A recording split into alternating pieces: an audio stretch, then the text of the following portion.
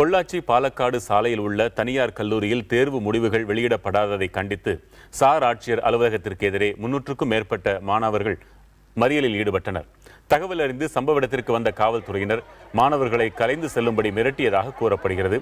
மேலும் செய்தியாளர்களுக்கு மாணவிகள் பேட்டி கொடுத்த போது காவல் கண்காணிப்பாளர் சார்லஸ் மாணவிகளை தகாத வார்த்தைகளால் வசைபாடியதோடு ஒரு மாணவியை தலையில் அடித்ததாகவும் கூறப்படுகிறது.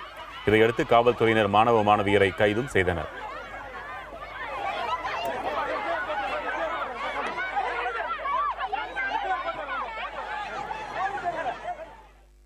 ஒன்றரை வருஷமா எங்களுக்கு ரிசல்ட் வராததுனால நாங்க வெயிட் பண்ணிட்டு இருக்கோம். இவ்வளோ 1.5 வருஷமா வராததுனால நாங்க இப்போ ஒரு வாரம் எப்படிங்க சார் வெயிட் பண்றது? ஒரு வாரம் இவ்வளோ நாள் வரல, அதுக்கு அஷ்யூரிட்டி எங்களுக்கு கொடுக்க மாட்டேறாங்க. நாங்க இங்க வெயிட் பண்றோம் சார். நாங்க எந்த தப்பான இதுவும் பண்ணலைங்க சார். பாட்டில் எடுத்து அடிக்கல, யாரும் இது பண்ணல, யாருக்கும் தொந்தரவு இல்லாம பண்ணிட்டு இருக்கோம். ஆனா இங்க இவங்க இழுத்து கூப்பிட்டு போறாங்க சார். அதனால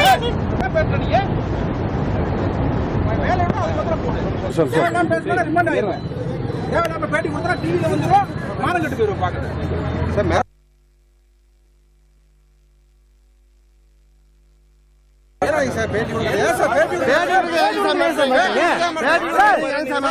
அது உண்மையோட